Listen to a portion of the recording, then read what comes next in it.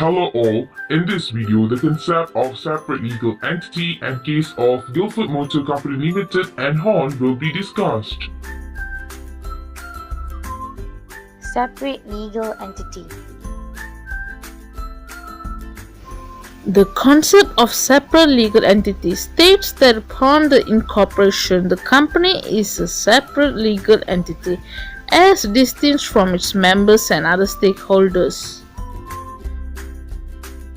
The company is regarded as an artificial legal person having its own rights, duties, and liabilities.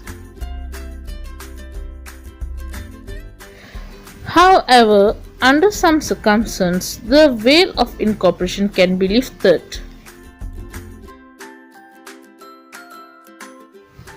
The corporate will be lifted when the company has been set up to commit a fraud or to avoid legal obligation.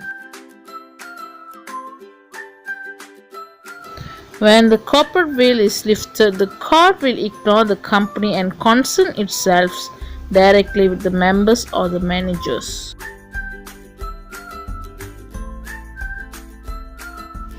This has been established in the case of John Lipman 1962.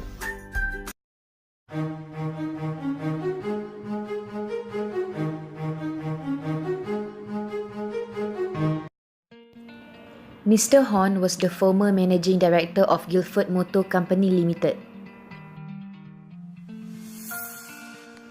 Mr. Horn was subject to an employment contract containing a restraint of trade clause that prevented him from engaging in competing business for a 6-year period, and that he should not solicit customers of the company if he were to leave from Guildford Motor Company Limited.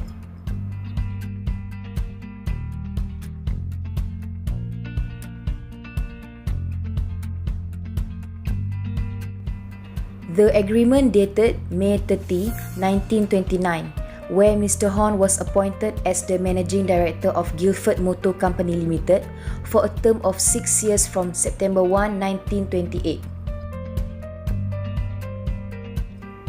In Clause 9 of the agreement provided that the Managing Director shall not at any time while he shall hold the office of a Managing Director or afterwards solicit, interfere with or endeavour to entice away from the company any person, firm or company who at any time during or at the date of the determination of the employment of the managing director were customers of or in the habit of dealing with the company.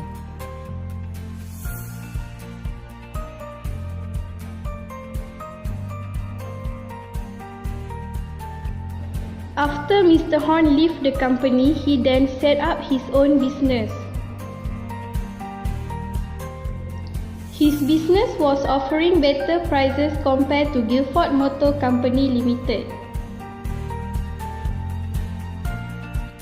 He then solicited the customer from Guildford Motor Company Limited to his business. Where are my customers?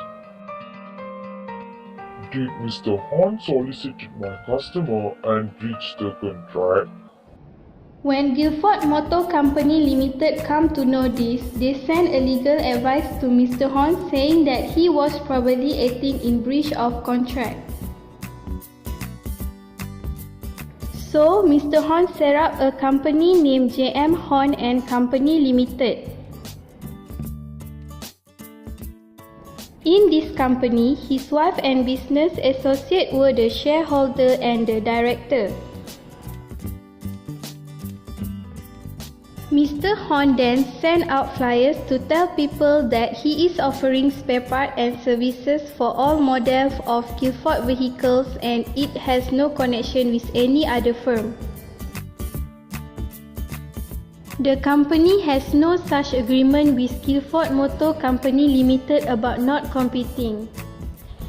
I had no such agreement with Guildford Motor Company Limited. However, Guildford Motor Company Limited brought an action alleging that J.M. Horn and Company Limited was used as an instrument of fraud to conceal Mr. Horn's illegitimate action. Judgment by the High Court. Farewell J held that the covenant that Mr. Horn will not compete was broken. Farewell J found that the company had been set up to enable the business to be carried on under his own control but without incurring liability for breach of the covenant.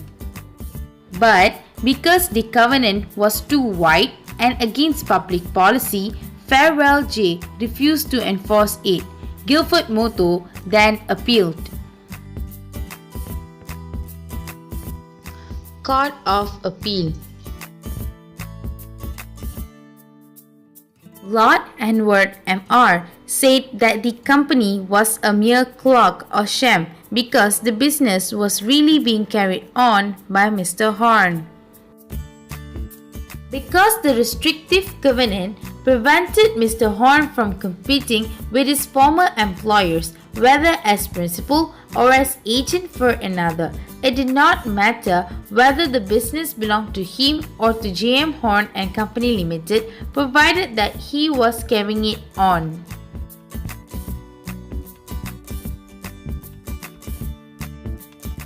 In this case, it was clear that the main purpose of incorporating the new company was to perpetrate fraud. Thus, the Court of Appeal regarded it as a mere sham to cloak his wrongdoings. An order of injunction was then made against the defendant Mr. Horn and the new company J.M. Horn and Company Limited, and it was prevented from making any more dealings with claimant company Guilford Motor Company Limited's client in the future.